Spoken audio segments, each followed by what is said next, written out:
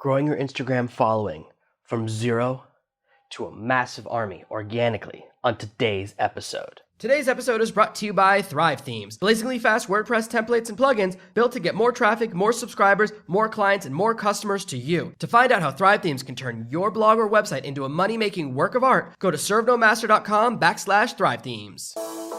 Are you tired of dealing with your boss? Do you feel underpaid and underappreciated? If you want to make it online, fire your boss and start living your retirement dreams now, then you've come to the right place. Welcome to Serve No Master Podcast, where you'll learn how to open new revenue streams and make money while you sleep. Presented live from a tropical island in the South Pacific by best-selling author Jonathan Green. Now, here's your host. Instagram is becoming more and more one of the stronger social media networks, and we've been talking about several other platforms recently, and I kind of want to spend time talking about each different social media platform and ways you can grow in them to find the right one that fits what you're doing. Instagram is all about posting pictures, and it's where people post pictures of their food or people post pictures of them in different outfits. And if you have followed some of the really strong brands on there, people often, really good looking people, post pictures of their favorite yoga clothes and get paid massive amounts of money. They get paid massive amounts of money to advertise different diet teas and stuff like that. So more and more, Instagram is becoming heavily monetized. And one of the new features they've been releasing recently is the ability to tag or create buyable products and photos. What that means is you can show a picture of you wearing like your favorite outfit, and then if they touch the shoes on the outfit, it takes them right to a buy button. So you can actually monetize your pictures much more easily now. And it's very interesting. Now, they haven't launched it to everyone yet, right? There's just certain brands like Kate Spade and J. Crew where you can do this. But it shows that Instagram is very aware that people are monetizing. I think they want to get in on that because right now, one of the big ways people monetize is they simply sell a picture. So if you have a massive following, you get paid $25,000 or $50,000 to take a picture next to someone's product because millions of people will see it. So it's becoming this really interesting platform, and there's a lot of things you can do with it. And in fact, one of the reasons Instagram is on my mind, I bought this piece of software last week that lets you organize your Instagram stuff from your computer. So I'm going to be growing on Instagram more and more. I just set up my new Snapchat profile this week. Instagram I've had for a while. I haven't done a lot with it because I don't always remember when to take pictures and stuff, but I'm going to get better and better at that. I'm trying to move into some really cool new things, and 2017, it's going to be really growing my social media presence and kind of expanding into that area now that the blog and the podcast are so strong. So I wanted to take some time to talk about some of my strategies for how I'm going to begin building my Instagram following and ways that you could do the same thing. And of course, the first step, the very easiest thing you can do is use your other platforms. And this means if you have a mailing list, if you have a Facebook page, if you have Facebook friends, if you have a blog, if you have Twitter, in all of those places, let people know, hey, I'm on Instagram now. Most people have a primary social media platform. So there are people who only use Facebook, but they're still on Twitter a little bit. And there's people that are on Facebook because they need to be, but really Twitter's their primary. So you might have people that are following you, but it's not on their favorite platform. So there may be people following you on Twitter, but they'd rather be following you on Instagram. And this is a way to get that first little boost. And what you can do is post a picture of your Instagram profile on Facebook and just have a link, or just post a link. You know, mine is Instagram.com/servenomaster. Very simple. Some of the other things you can do when you're trying to create discoverability, you know, we're very familiar with tags from Twitter, right? We see tags all the time. One of the things that's interesting is that emojis are kind of exploding right now. And the more emojis you have, the more attention you get. There are people, and this is so interesting because Instagram is trying to be ahead of the curve. And one of the things you can search on Instagram, instead of just searching hashtags, you can actually search emojis. So you can search by the little image, you know, whether it's a little person dancing, or a little person crying, or a little glass of wine, and people will search by those things. So, you know, whatever industry you're in, the more you add those emojis or whatever you're doing, if you're a fashion blogger or if you're doing a lot about shoes, then you want to use shoe emojis a lot. As interesting as that is, it's a really great way to start getting discovered. It's really about creating a presence and following all the rules. You know, the people that have the biggest followings, if you look at any of the big Instagram channels, and it's almost always beautiful people or fitness people and stuff, you'll notice that in their posts, they always have like 20 hashtags, 7 ats, and 20 emojis. There's a reason they're doing that and that it works. So adding that extra stuff and adding those searchable things will really help you get discovered. Something else that's very important is to have a theme or have a consistency. So if you post pictures of cars, then shoes, then hats, then a spaceship, then a rainbow, and you're just posting random images, people won't follow you as strongly. People like to follow a theme. So if your theme is yoga, then you want to post all yoga photos.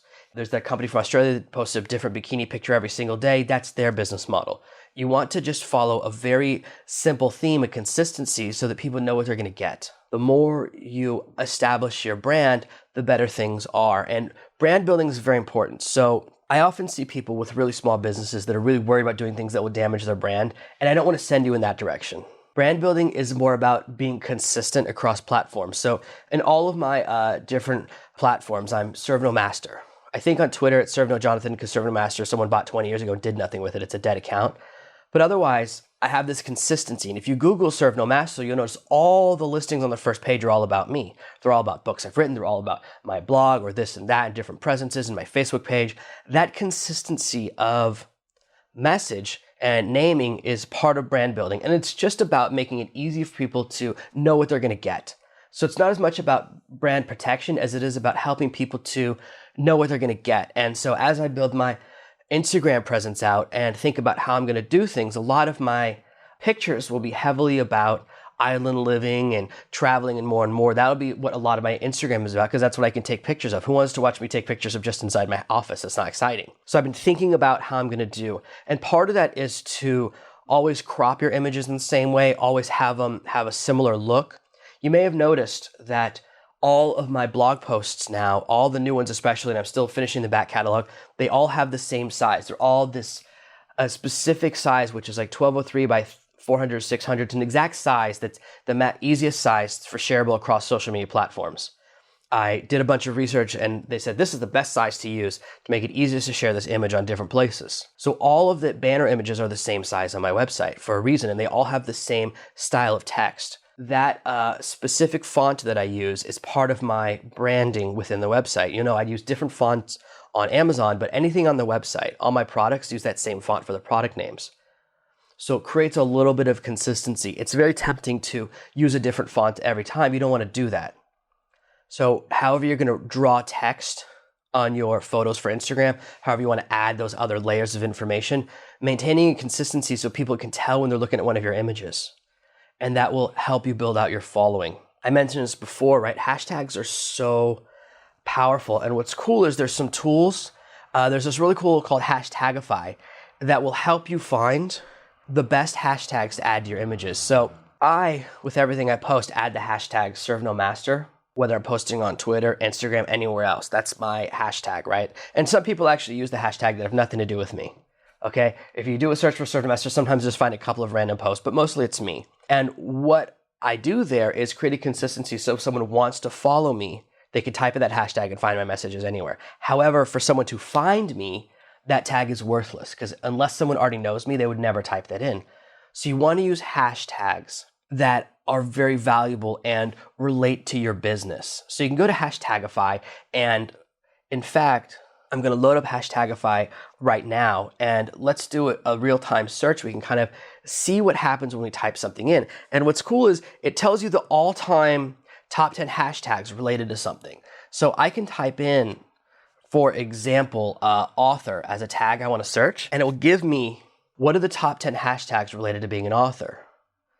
And I can see what's very interesting. Some of these are really good. Am reading, IARTG, IAN1, which is actually a hashtag I just heard about recently for authors. That's actually a really strong hashtag. Am reading is a great one. So people talk about what they're reading. Am writing is for authors, entrepreneurs here. I thought I would see a NaNoNemo hashtag because that's one of the popular ones. But so that's what you can do is whatever your area you're in, you can just type in your primary hashtag and it'll show you the 10 best ones related to it. So you really capture a wider audience. So searching and finding that right audience. For example, if you were doing yoga, it would tell you yoga pants, fitness, health, yogi are all really strong. And by adding in these extra hashtags, you'll capture more of an audience. More people will find you organically because people really do often search by hashtag. When I go on Instagram, actually, I search by hashtag too. I go, oh, this is what I'm interested in seeing stuff about. You can also connect with your audience and you want to be interactive. I always want to do better. I wish I was more and more interactive with every member of my audience. I do reply to every email and I'm trying to expand more and more platforms. And I'm actually working on a new idea. I'm always working on new content delivery ideas. I'm working on, I'll tell you this right now, I wasn't sure if I was going to mention it. Just starting yesterday, I started working on a magazine.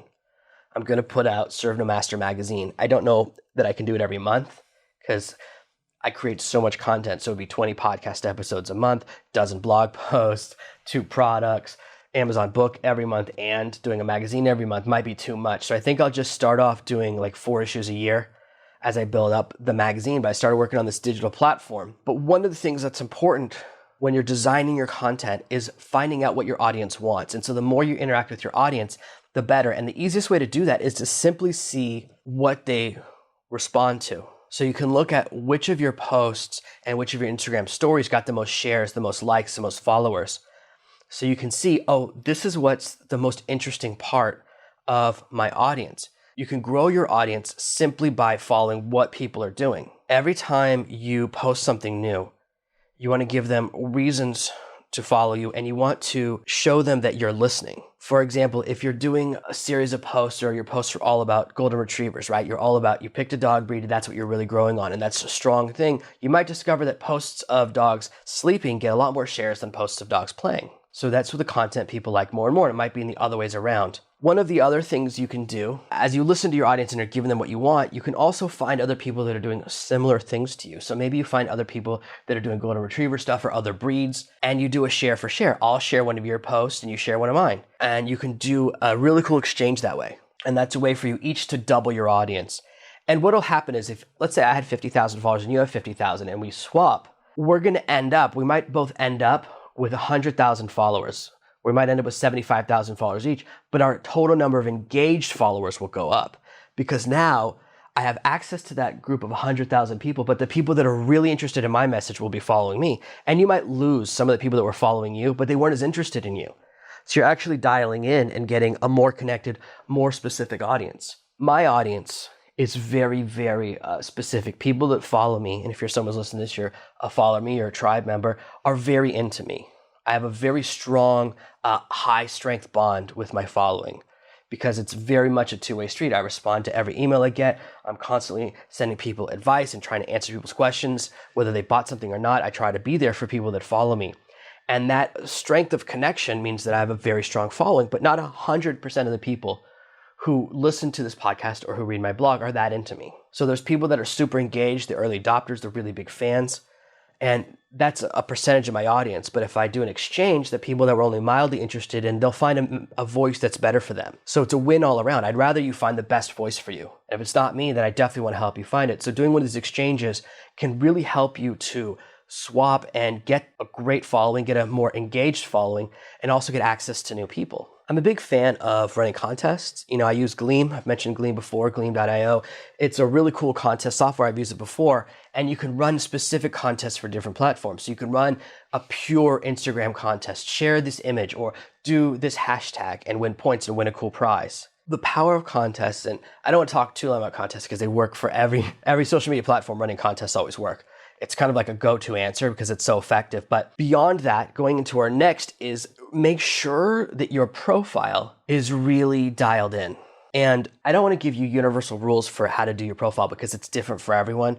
What I recommend you do is look at 5 to 10 people that are doing what you want to do, but doing it better, and then create a profile that's similar to theirs. That's my approach to everything. My real secret, the reason people think I'm such a genius is that I just always reverse engineer. I look at what people are doing well and I copy it. Or I look at what people want and I do something that they want. I give people what they want. Those are my 2 main philosophies. So we've already said give people what they want by looking at which of your posts and shares they respond to the most. Now for creating your biography, creating your image, all of that stuff, that message, you simply look at what someone else is doing better than you, and then you do something similar. You can then take from there and create your own ideas, but that's kind of how you begin. The next thing you can do, it's amazing to me, it's so fascinating to me how people are obsessed with sharing quotes they don't understand. So what you can do really, really well and do really well with is take a picture of someone and put their quote next to them. This works unbelievably well. Last year, for a while, every single girl on social media was retweeting these Marilyn Monroe quotes, and it's like, I get that she was a figure, but I wouldn't do a James Dean quote. Why would you quote someone who died so young? Sure, they said cool things, but People often only know half the quote. People don't know that the full quote of people who failed to learn history are doomed to repeat it. Most people don't know what that quote's actually about.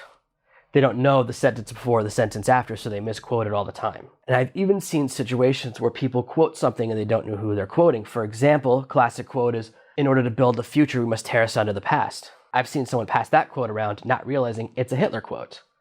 So it's amazing that as long as it sounds quotey, people love it. Now, one of the things you may have noticed as I am building out and expanding, kind of doing some new things and trying to grow my business in new ways, is that I include a tweetable or like a click to tweet on all of my blog posts and podcast episodes now. You click a little button that sends a tweet out. The reason I do that is because it's a quote. And I know that people like quotes, and you can create quotes that have a certain cadence to them. Quotes sound like quotes, don't they? And sometimes quotes are quite short, and sometimes they're quite long. Sometimes they just want to hear half a sentence, and sometimes we can get away with 3 or 4 words, but sometimes people want to see a nice little paragraph. And it's interesting. I'm always researching quotes. I actually research quotes a lot for different projects I work on. If you've read Servenomaster, you may have noticed that each section starts with a quote from someone historical. And what I found is that when I research quotes, it often comes up with masses of images. So what you can do is become someone who does lots of inspirational quotes or lots of quotes in your area. If you're doing yoga, you could just quote different yoga instructors from different books. Most people don't know how to find a quote that's not in a quote list. People can quote 2 or 3 sentences of Martin Luther King, but they can't quote the rest of what he says. They can't quote anything else from any of his other books. Most people don't even know that he wrote books, okay? Most people don't know that he was famous for writing hundreds of letters. People haven't read a lot of those materials. They just know the "I have a dream" speech, which was a variation on a message he'd said before. Most of it, that speech wasn't completely original. That wasn't the first time he'd said that message, but people don't know that. So people don't know, if you have a great quote, of course you're going to say it multiple times, right? So they don't know how to go and read a book and grab quotes. So every time you read a great book and see a great quote, write it down, save it in a text file, and then when the time comes and you're throwing up images, you can do more and more on Instagram with that and really build a following. You can do whatever your niche is. You can quote people talking about dogs. You can quote every professional wrestler with one of their quotes. There's tons of great quotes from professional wrestlers in the 80s when they used to do the thing where they would be talking on camera before the fight. They would be talking smack to each other. Very powerful. Now, you may have noticed that I'm talking about quotes longer than almost anything else on this page. That's because this is the most effective technique and it's the easiest. Most people just copy each other's quotes, but if you take a little time and get a little bit creative and find cool quotes, then you can do amazing things. And sometimes we remember things wrong. My favorite quote for a long time, because it was so overly dramatic, from Lord of Illusions, I remembered wrong. I always thought that at the end of the movie, the bad guy says, "Death is agony, living is worse." But then one time I looked up the script and that's not the line. And it happens, we hear things wrong and they become better quotes. So you can create your own quotes because it turns out what you heard was something you imagined. It turns out "death is agony, living is worse" is something that I invented. It's similar to what the line is in the movie, but it's much better than the line in the movie. I used to listen to Dave Matthews Band song, and I always thought he was saying "you might die tonight." And I was like, whoa, that's intense to say at a concert when people are driving home. But the line's actually "you might die trying." Sometimes we hear a line wrong, but we hear it better. And that's how you can generate your own quotes. We know what a good quote should feel like. So more and more with Instagram, just do graphic quotes. And another thing you can do is push for responses. Ask a question, ask for shares. Say, oh, share if you believe in this, share if you love national parks. And people will take actions. The thing about internet marketing and all marketing, one of the first things you learn is that people are sheep. In the sense that if you don't tell people what to do, they'll do nothing. And if you tell people to do 3 things, they'll do nothing. But if you just give people one task, then they respond to it. And it's called a call to action, and it's a critical part of any business. That's why every single button on every website that's selling anything says add to cart or buy now. Those are orders. If I say to you, add to cart, that's a command. So we're so used to seeing them, we don't realize that there's embedded calls to actions in everything we see online. So saying to people, hey, what do you think about this? Leave your comments below. Hey, respond with your favorite image of you with your dog. Show me a picture of your favorite dog or your dog playing with its favorite toy. When you ask for people to do stuff, they'll take action. And what's great is when people tag your images, and you can tag to different followers, or you can do things like that, and you can message to specific people, then they'll share with their audience oftentimes. That's why group photos do so well. You've got you with 3 other people in your industry, then they share with their following, you share with your following. It's a great way to capture more and more of your audience. And of course, there's more and more tools that are coming out to help you boost your engagement on Instagram. And I'll post maybe some links below this episode to some of the cool things that are out there, but they're always changing. And I'm just testing out some new software. But some of the things you can look at, for example, is when you're designing your images and you want to add like quotes to them, you could play around with tools like Canva and other things like that don't really require design skills. I happen to use Affinity Photo for all of my graphic editing. I've moved away from Photoshop 99%. Photoshop is awesome, but it's massively more expensive. And I find that Affinity is very fast and very effective for me. So that's why I'm doing all my graphic design now. But there's lots and lots of different tools you can use now for your graphics and to help you with your marketing as well that will help you things. And some of those tools, for example, just to give you a little bonus on the back end of this episode, for example, is like Mentor.io. What this does is it analyzes everything that's happening. It analyzes your audience and your engagement to show you which are your best posts or which are your best hashtags, which ones are working for you. There are some tools as well to help you dial in when's the best time for you to post. And one of the cool things is that Mentor will give you a calendar and say, here's the post you did that got the most engagement. You'll find out, oh, it turns out Monday's the best day for me. I also recommend creating a calendar however you're gonna do it. I'm testing a new piece of software. I think it's called Grum, that will let me calendar my posts in advance, because most of the auto posting programs don't work very well because you have to manually do them anyways. They just remind you. So the more you schedule your stuff, and there's some other tools as well you can look at, like Schedugram, that help you to post your stuff and plan your calendar out. I'm still playing around with these more and more and more.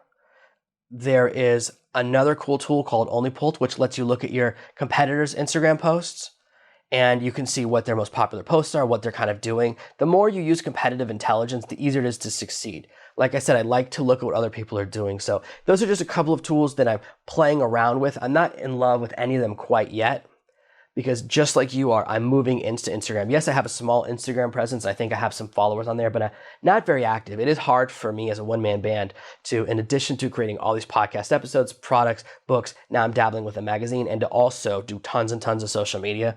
But I'm trying to get more and more efficient by using the correct tools to make things easy. And when you're just taking pictures, throwing a quote on it, and throwing on some hashtags, it's not that hard. It's only if we let it become overwhelming that it can become a little bit too much.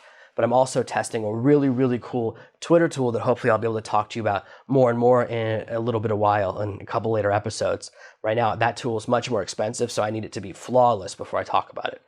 I don't want to talk to you about a $1,000 tool unless it's really earning back the cost of its investment. But most of these other things I'm talking about are free or like $20, so they're not crazy expensive tools. Those are some of the things that you can do to build up and organically grow a massive, rabid, powerful Instagram following. Thank you for listening to this week's episode of ServenoMaster. Make sure you subscribe so you never miss another episode. We'll be back tomorrow with more tips and tactics on how to escape that rat race. Head over to servenomaster.com/podcasts now for your chance to win a free copy of Jonathan's bestseller, Serve No Master. All you have to do is leave a 5-star review of this podcast. See you tomorrow. Thank you for listening to the Serve No Master podcast. Make sure to subscribe so that together we can achieve true freedom.